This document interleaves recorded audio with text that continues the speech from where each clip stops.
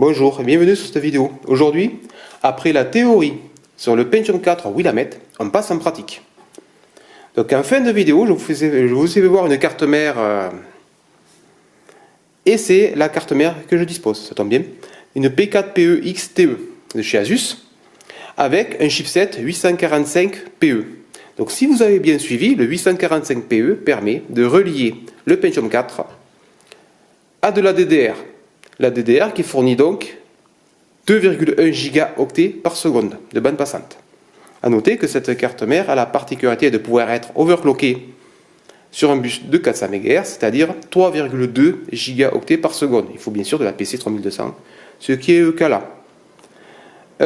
Cette carte mère a un problème. Bon, elle a 20 ans, donc il ne faut pas trop y en vouloir. Mais elle a un problème, c'est que impossible de faire fonctionner la carte vidéo. Le PC démarre, il bip, il démarre bien parce que Windows part, je vois le disque dur clignote et tout. Mais si je mets une barrette sur le port 1, le 0 ou le 1, un de ces deux ports, il bip, mais j'ai pas de sortie vidéo. Donc il doit y avoir, je sais pas, un problème avec le port AGP, quelque chose. Par contre, si je mets une barrette de RAM sur le port 3, ça bip et ça démarre, il n'y a pas de problème.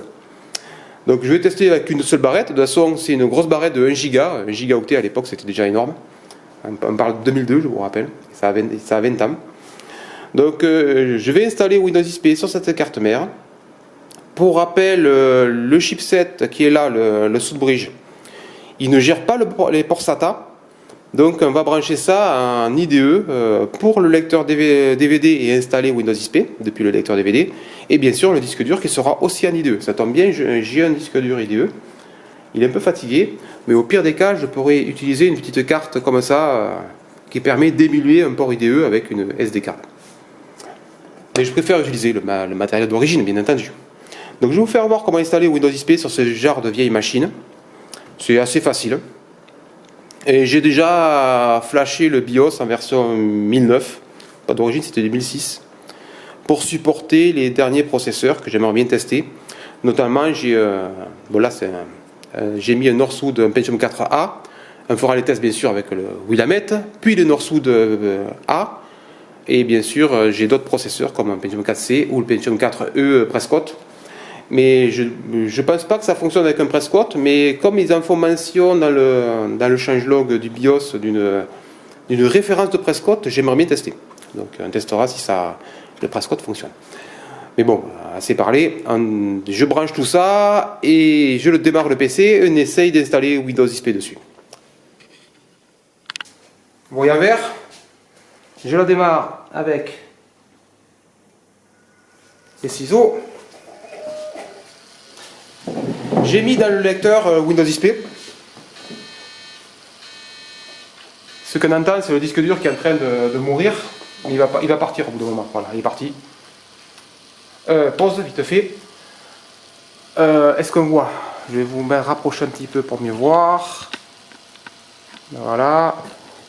C'est pas évident. Ça devrait aller. J'ai mis à jour le BIOS. Il était à 1006, j'ai mis à 1009. Pourquoi? Parce que j'ai plusieurs Pentium 4, donc une seule carte mère, mais j'ai beaucoup de Pentium. J'ai un Pentium 4 Willamette, un Pentium 4A Northwood, d'ailleurs ce Pentium 4A Northwood qui est en train de tourner, Pentium 4C Northwood et un Pentium 4E Prescott. Le problème, c'est que pour gérer les Northwood et le Prescott, le Northwood C, il fallait mettre à jour le BIOS. Donc voilà, donc j'ai mis le dernier trouvé sur le site The Retro Web. Donc c'est pour ça qu'il est marqué bêta, mais bon, bien, ça doute un peu que la version stable ne sortira jamais. Qui date de, hop, la date, on la voit d'avoir. Le BIOS il date de 2005, c'est marqué tout en bas. Donc Pentium 4, il a 1 Go de RAM. Et on démarre. Ah, c'est parti. Sur le BIOS, parce qu'il a dit que j'avais mal arrêté. Faisant des tests, forcément, je l'ai arrêté à l'arrache plusieurs fois. C'est pas grave, on redémarre. CTRL SUP, il redémarre. C'est pas du UEFI, c'est beaucoup plus rapide, donc c'est du BIOS à l'ancienne. Donc la carte vidéo, 128 Go de RAM, comme je disais.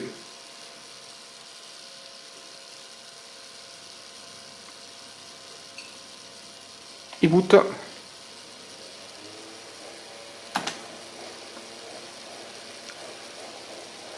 Et là,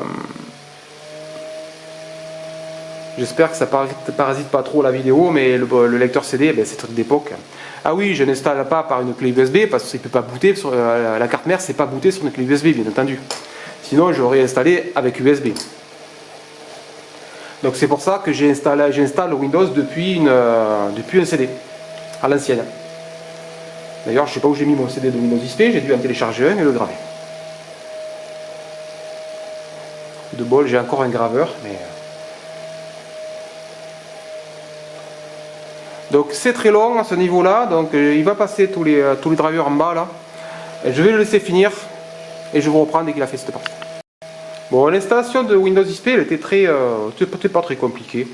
Là, il demandait, voulez-vous installer Windows? Appuyez sur Entrée, le réparer, appuyez sur R. Bon, appuyez Entrée. Voilà. F8, j'accepte. Oui, F8. Pourquoi? Je sais pas. Voilà. Là, il a trouvé une partition, donc je vais la supprimer. Pour la supprimer, c'est écrit en bas, il y a marqué supprimer une partition, appuyez sur S. J'appuie sur S. Là, il dit que vous allez supprimer une partition, êtes-vous sûr, appuyez sur Entrée. Et là, il faut encore confirmer, appuyez sur S pour vraiment la supprimer. Donc, il faut vraiment être sûr à l'époque. Voilà. Et là, j'ai plus de partition. Mon disque dur fait 80 Go. J'ai essayé de mettre un disque dur, un faux disque dur à base de carte SD. Il est bien détecté, mais j'arrive pas à booter dessus. Et je sais pas pourquoi. Donc bah, c'est pas grave, j'ai mis un disque dur mécanique. Heureusement j'en avais un. Appuyez sur Entrée pour continuer, pour installer sur la partition sélectionnée de 80 Go. Donc il n'y a plus rien dessus. Je la formate en NTFS rapide. Windows XP n'avait que NTFS. Il me semble que... Ah, c'est bizarre. Pourquoi il n'y a que NTFS? Ah, c'est peut-être parce que c'est le SP3. C'est le Service Pack 3 de Windows XP.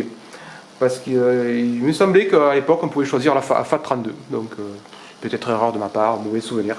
Sur 98 et Millennium, on pouvait bien sûr choisir FAT32.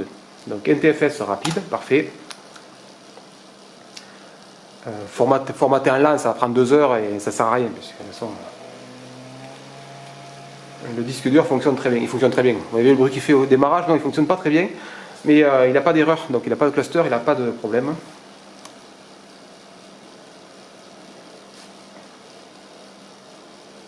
Voilà, et là, il est partout tout seul sur l'install. Il va demander beaucoup de questions en cours d'install à plusieurs moments. Donc c'est assez horrible parce qu'il faut être devant, parce que un peu pas comme sous Windows 10, il demande que des questions, quelques trucs au début et à la fin, et tout à la fin.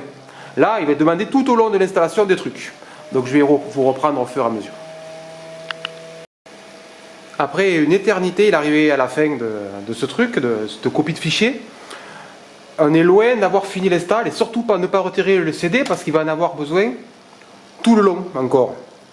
Donc là il redémarre et il va continuer l'installation, mais toujours en utilisant un CD. Sous Windows 10, quand on a fini la première phase, on peut retirer la clé USB, il n'a plus besoin, il a tout copié. Là il a juste copié de quoi démarrer en fait et lancer l'installation. Bon après il redémarre tout seul, donc il n'y a pas trop vraiment de problème. Donc là, il essaye de démarrer sur le CD, il dit d'appuyer sur une touche, donc on n'appuie pas sur une touche, il ne démarrera pas sur le CD. Et il part sur le disque dur, donc logiquement. Et voilà, donc Windows XP qui part, mais là c'est juste l'installeur de Windows XP. Donc c'est même pas, on est loin d'être sur Windows XP. Voilà, donc là j'ai bien ma souris qui fonctionne. Je sais pas, vous voyez la voix. Je suis dans une résolution dégueulasse qui doit être de, je sais pas moi, du 640 par 480. Et vous voyez la durée qui est marquée là, 40 minutes. Tout au long de cette phase, il va poser plusieurs questions. Donc je vais vous mettre en pause à chaque fois qu'on arrive sur un truc où il demande de saisir des infos. Et il le fait, au lieu de comme Windows 10 qu'il le fasse à la fin, qui ça paraît logique, là il le fait tout au long. Donc on est obligé en gros de regarder en permanence l'écran pour savoir où il en est. Bon, je vous reprends quand il pose une question.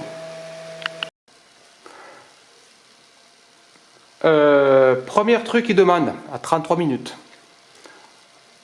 Quelle est la langue les options linguistiques en fait. Faire suivant de toute façon, puisque là il n'y a pas, je suis sur Windows XP français, FR. Si vous utilisez un Windows XP d'une autre langue, genre anglais, vous pourrez mettre le clavier français à cet endroit-là. Donc il suffit de faire suivant. Là, le nom de l'ordinateur, de ce qu'on veut. Voilà, admin comme d'habitude. Et la fameuse clé produit.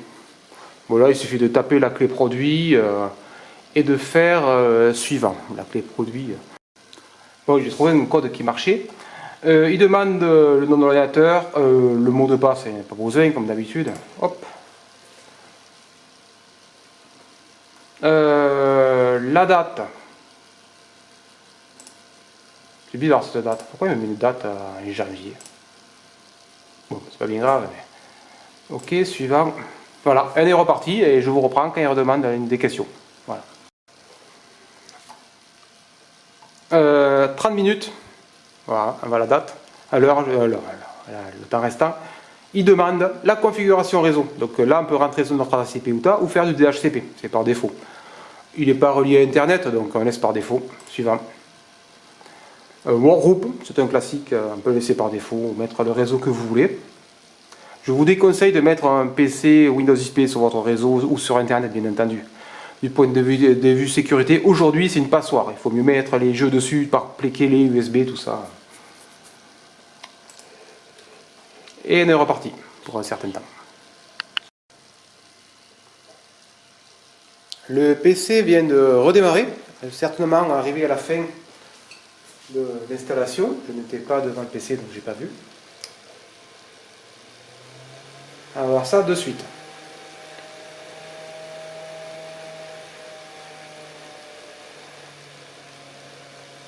Et voilà le splash screen de Windows XP, comme quoi ça tout fonctionne. Pour continuer, appuyez sur suivant. On s'en fout. Les mises à jour de son, il n'y en aura plus. Ignorer. Activité internet, est-ce pas d'en avoir? J'ai pas branché. Non, je ne veux pas activer Windows. Votre nom, encore.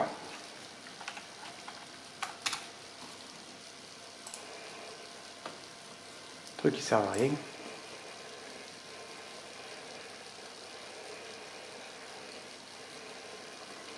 Et surprise, on va voir si ma clé USB fonctionne, parce que j'ai mis mes drivers dessus.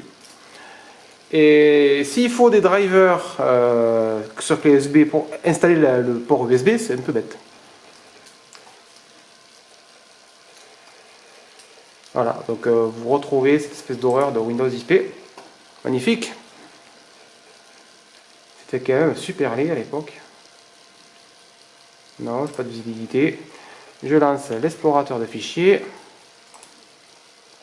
C'est quoi ce nom à la con? Je sais pas. Je mets ma clé USB et on va voir ce que ça va faire. J'espère que ça va marcher. Avec un peu de chance, c'est le SP3, donc ça devrait marcher.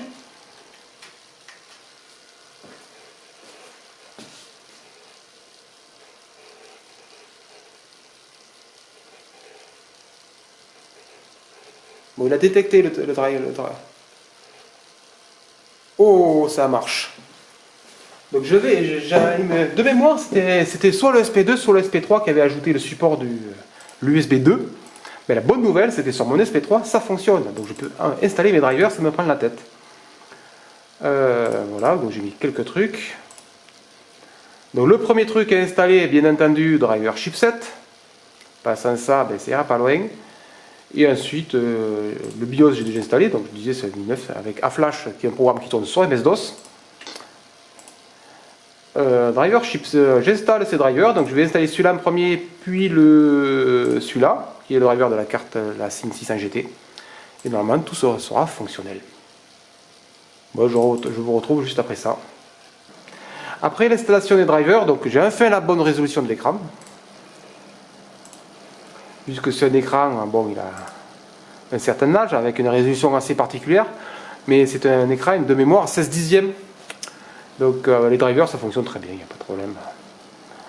Donc le PC, je vais quand même vous faire voir, hop, voilà, matériel, je sais pas où c'est. On voit pas grand chose, on voit juste qu'il y a un Pentium 4 avec 1 Go de RAM, c'est tout ce qu'on voit. Et si je passe par le gestionnaire de tâches, hop, performance, il consomme 144 mégas de RAM. Effectivement, en Windows XP, donc c'était quand même plus léger qu'autre chose. Forcément, à l'époque, on n'avait pas beaucoup de RAM. Dommage que ce PC ne marche pas avec 2 Go de RAM d'ailleurs, mais bon. Donc là, je pense que la vidéo doit être assez longue comme ça. Dans la prochaine vidéo, on fera quelques benchmarks pour s'amuser avec le PC. Et je testerai donc avec différents Pentium 4. Là, je mettrai le 1 Willamette que j'ai, donc celui-là. Le Northwood Pentium 4C 3 GHz, que pour moi est le meilleur. Et le dernier sorti disponible en 478, en socket 478, donc le Pentium 4E Prescott. Mais le Prescott était plus considéré comme un four qu'autre chose. Donc le top sur cette carte mère, c'est le Pentium 4C Northwood avec hyper-threading et qui permet d'avoir des très bonnes performances sans trop chauffer, tout ça. Alors, le Prescott, c'est autre chose. Donc j'espère que cette vidéo sur l'installation de Windows XP sur une vieille machine vous a plu. Et à bientôt.